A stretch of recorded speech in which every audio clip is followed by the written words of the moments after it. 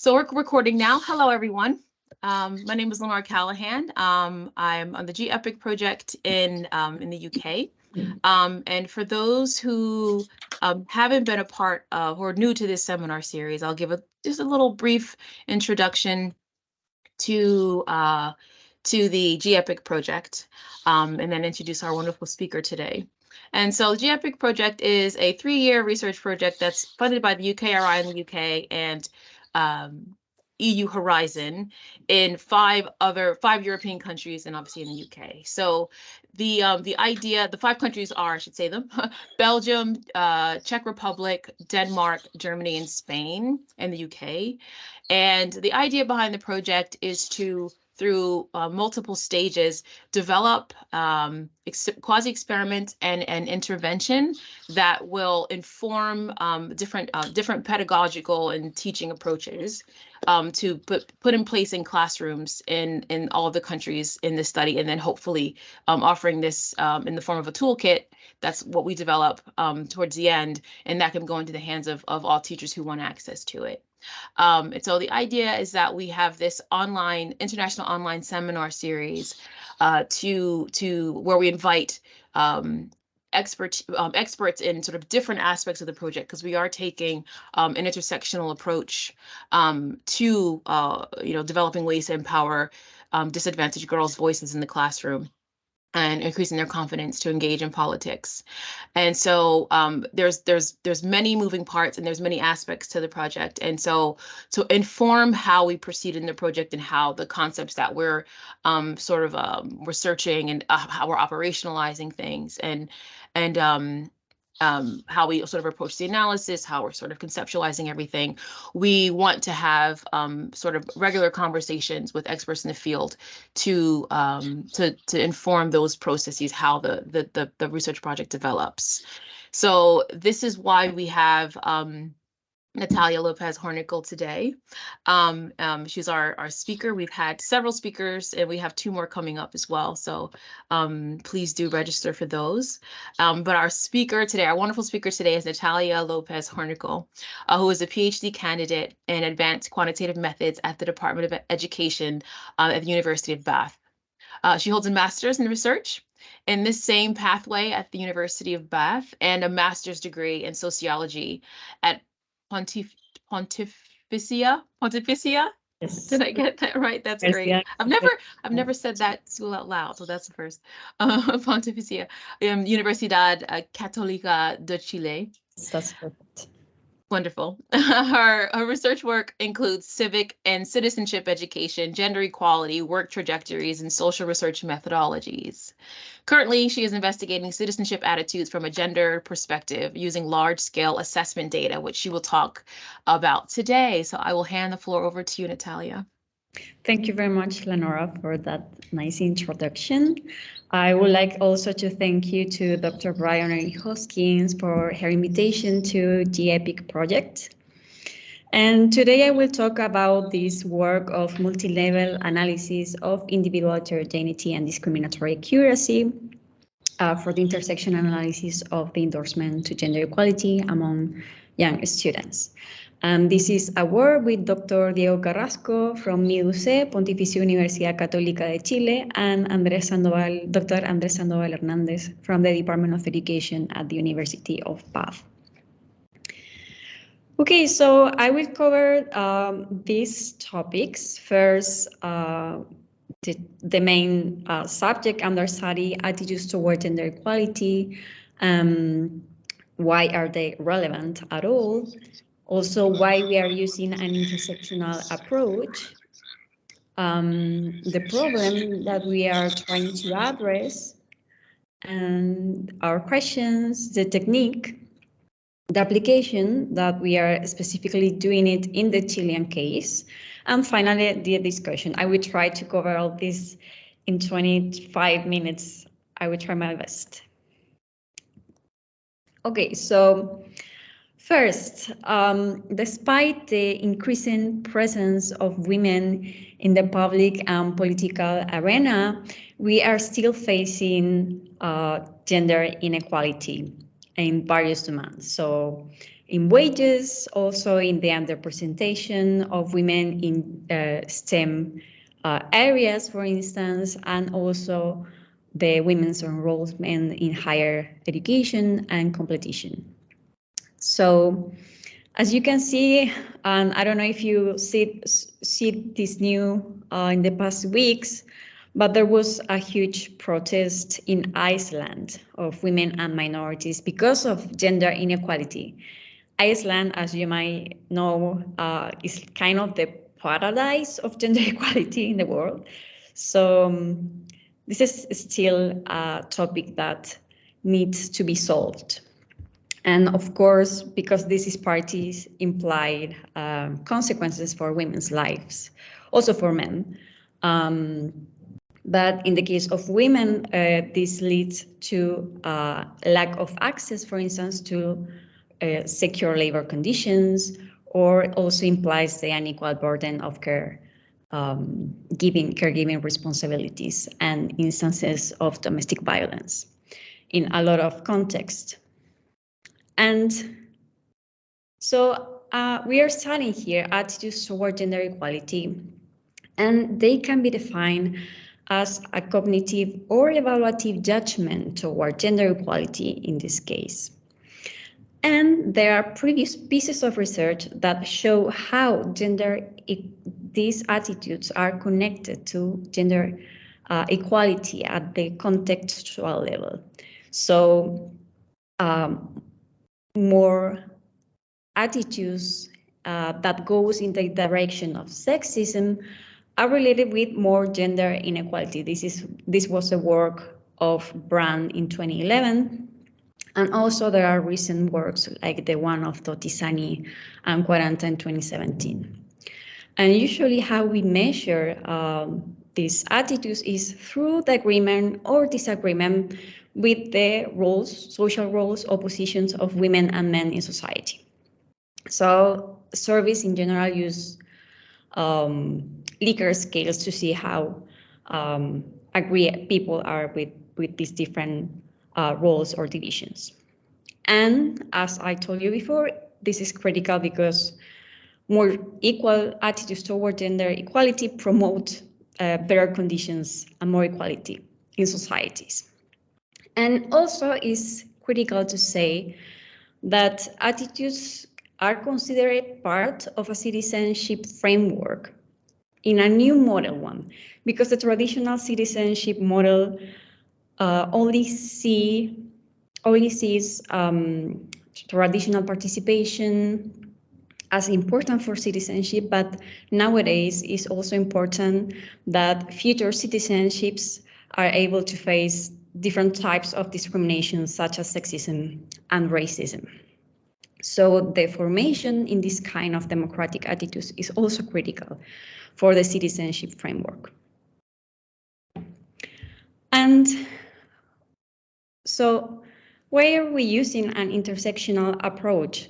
There are previous pieces of research that have tried to understand attitudes toward gender equality and what are the different predictors at different levels that are influencing them or that are associated with these attitudes. Nevertheless, it is new to think how we can tend to adhere more or less to these attitudes depending on which social locations or social groups people belong to. And intersectionality allows us to recognize this complexity. So allow us to shed light on the intersection of characteristics. To, for instance, be a woman with a specific class, race, ethnicity, background, etc. We can include different variables to this intersection. And these social locations or social intersections are characterized by specific experiences. And these experiences are the ones that are related with different systems of oppression, privilege, disadvantage, or advantage. And well, it's very important to say for our presentation, we are adopting an intercategorical approach in words of Leslie McCall. And she does a distinction between different types of approaches, this one specifically allows you to understand intersectionality using provisional analytical categories. To have a view or a photo of what is happening with different social locations at the same time, simultaneously, and with the possibility of compare them. That doesn't mean that the other perspectives are also important. For instance, the intracategorical, which is more related with experiences that are happening in a specific social group. And this is more related, for instance, with a qualitative approach. And there is also an anti-categorical approach. But just to make the point that we are doing this work from this position, and also respecting that this other perspective can be happening in other type of research. Okay, so that's fantastic. We want to do an intersectional approach, but these have some challenges. Because usually in terms of methods, what is happening is that previous antecedents have used the traditional regression perspective or regression approach. And in this kind of perspective, the most common is introduce the main effects and also a full set of interactions to represent what is happening with intersectionality. The thing is that this implies a problem of scalability, because if you want to introduce more social categories into your model, the higher the number of parameters that you need to represent all those possible interaction effects. And that makes the technique non-parsimonious. So you need a very huge sample for doing that. And also this complicates a lot what is happening with the interpretation. I don't know if you have tried it before, but it's very complicated if you try to do a 3-term interaction. Imagine if you want to use 4 categories at the same time. So with that in mind, our questions are: how can intersection of socio-demographic categories make the adhesion to these attitudes more or less pronounced among Chilean students? And if we want to avoid interaction, how to solve it? I mean, interaction terms. Okay, so the method that are we talking about is MIDA. And the main idea of this technique is to use kind of a multi-level model. So this comes from the health area to understand inequalities in epidemiology. And Dr. Keller has brought this technique to the area of education. So here we are trying to move from the general umbrella of education to specifically citizenship education. And this approach, what it does is to use the intersectional or the social intersections as the second level unit.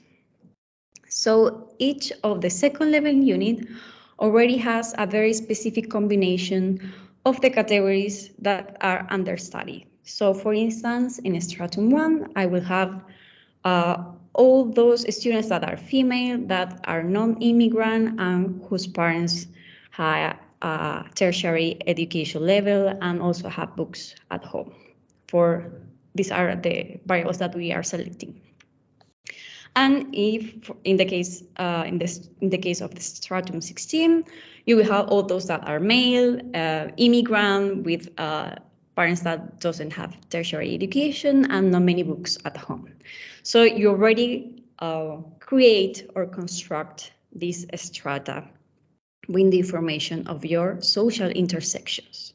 So the individuals belong to this strata, and this strata, in terms of theory, already contain the power structures or the disadvantages that are represented depending on the social category that you belong to.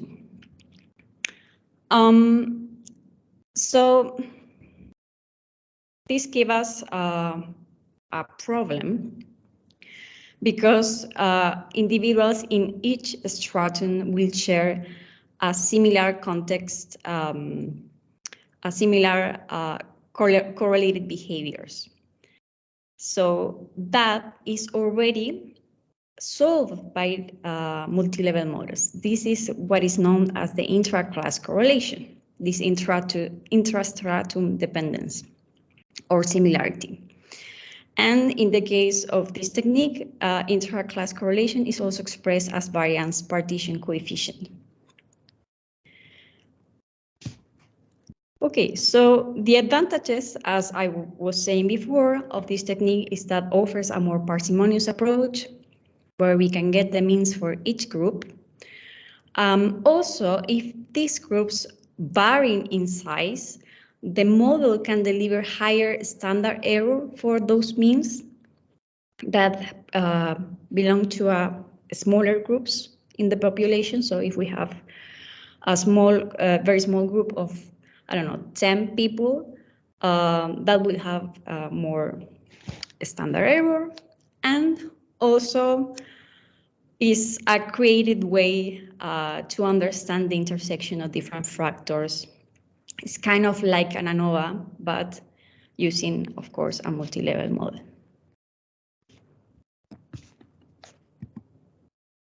Okay, so as a multi-level model, we're gonna present a null model or simple intersectional model. And as you might know, this model just has the objective to obtain the intra-class correlation of the variance partition coefficient, which will tell us what is the amount of the outcome that is explained by the strata or the social intersection categories of the level 2 unit. And also we're going to have the model 2 with the main effects model that will allow us to know how much vary this intra-class correlation or adjusted intra-class correlation. And we are using the Chilean case for now. Well, Chile is a Latin American country that is in the 55th position in the Gender Inequality Index. We are still facing a lot of stereotypes and gender discrimination these days. There is a huge equality. We are one of the most unequal countries in the world, and this is tightly related with the educational stratification. And also we are facing increasing waves of immigration that are related also with higher rates of poverty and lack of institutional support for those immigrants. So the data that we are using is the International Civic and Citizenship Study from the IEA in 2016. We are using just Chile as country and a representative sample of 8th graders. And as you might know, this survey has a complex design, two-stage sampling design with probabilistic design for schools and intact classroom participation.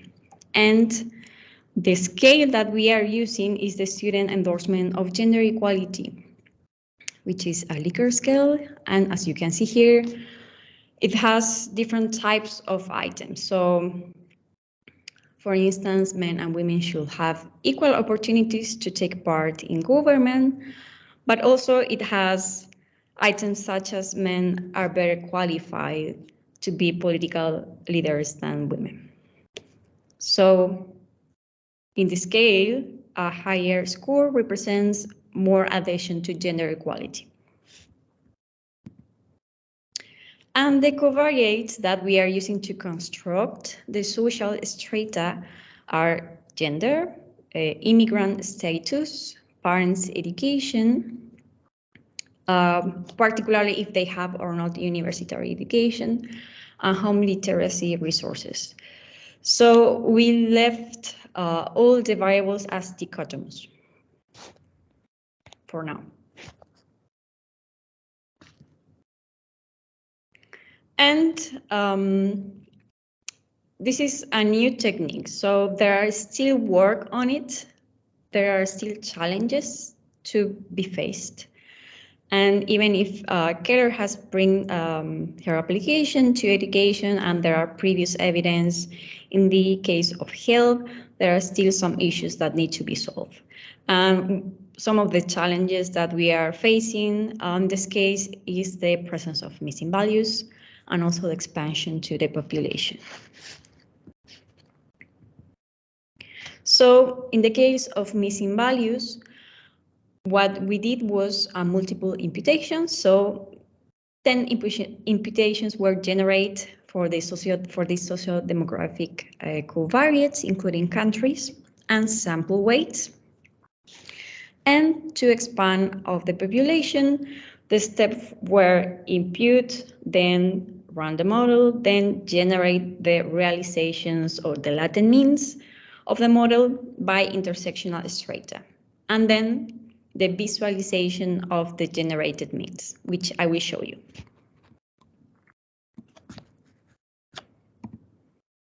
Okay, so in this first model, here I'm showing you the results without imputation, but there are no many differences with imputation, so I will go for that one.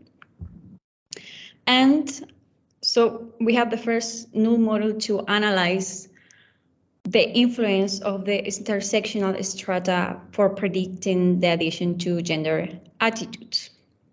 And it was identified the intra-class ovarian partition coefficient was 21.1%. So this is the amount that is explained by the intersectional strata in the addition toward gender equality attitudes. When we include the main effect model, this amount is reduced, but even if it's 1.2%, this is a higher or a considerable value. That means that even if it is reduced, we are still facing influence from the intersectional strata in the outcome. So it is still valuable to see what is happening. And also we have that being girl, have parents with university education, having more literacy resources are significant and positively related with the outcome. And they're studying in opposition to be immigrant.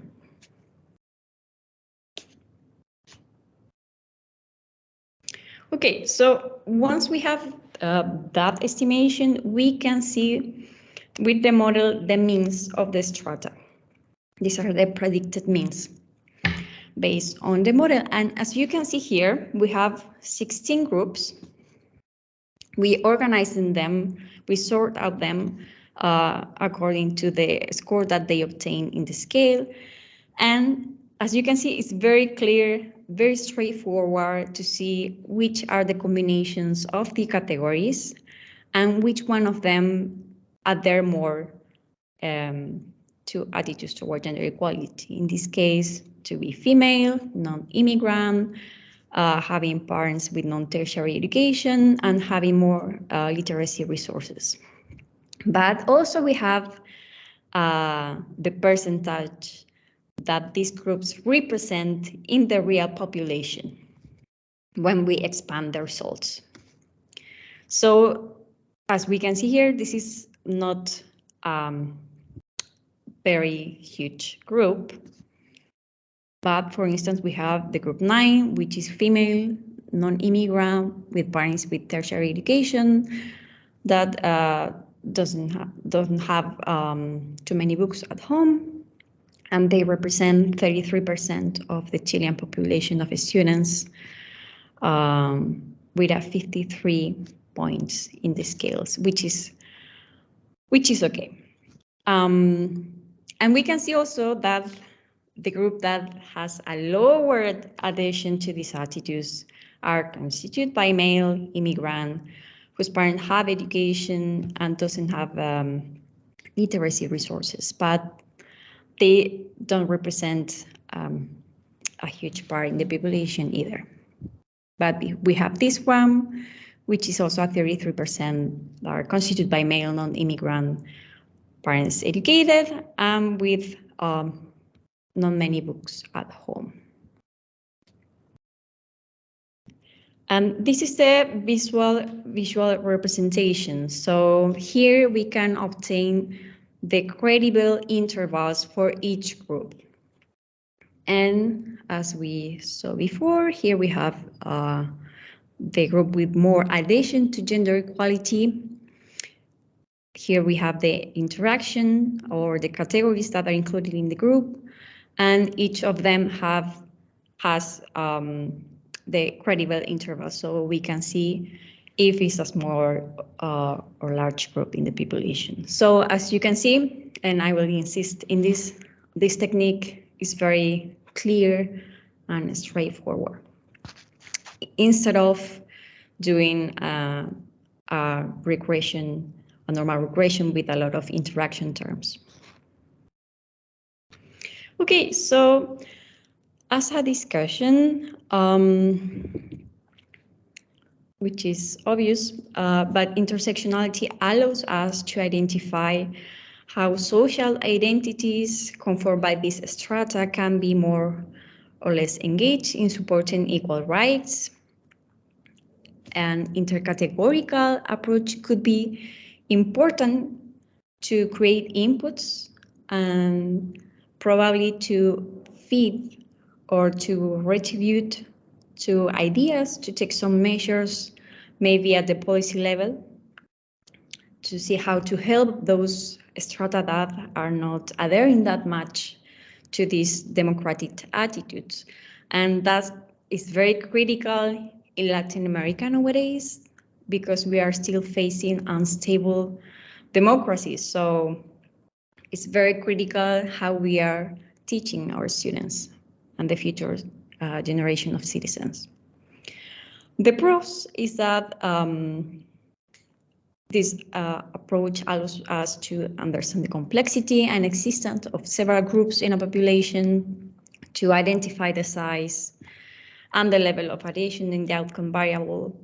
And as I said, to dimension if some groups need more assistance than others, but also have some challenges. And for instance, to decide which variables we want to include in the analysis,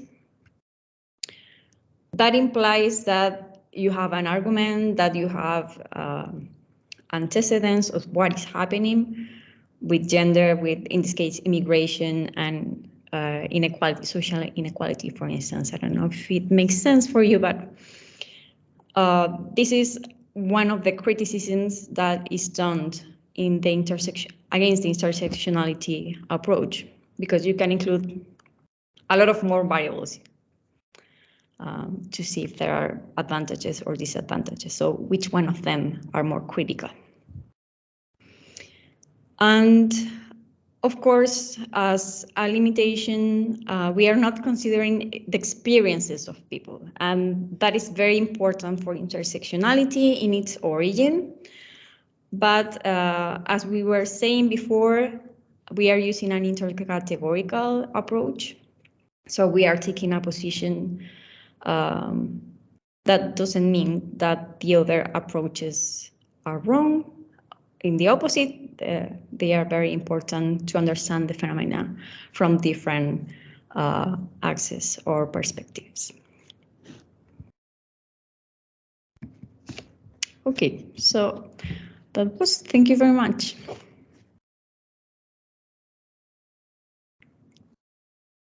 Thank you so much, Natalia. That was fantastic. So I will stop the recording and say goodbye to those who are watching this later on.